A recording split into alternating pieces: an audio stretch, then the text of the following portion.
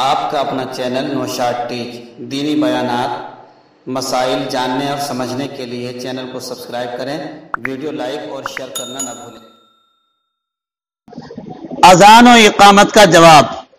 اذان و اقامت دونوں کا جواب دینا مستحب ہے، جس کا طریقہ یہ ہے کہ سننے والا وہی کلمے کہتے جائیں جو مؤذن و مکبر کہتا ہے۔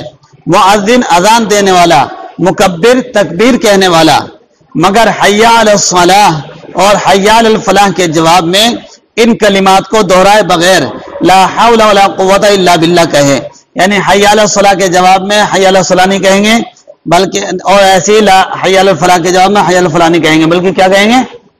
لا حول ولا قوت الا باللہ۔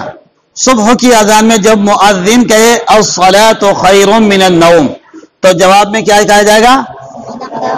صدقت و بررت۔ اور اقامت میں قد قامت الصلاۃ کے جواب میں کیا کہا جائے گا؟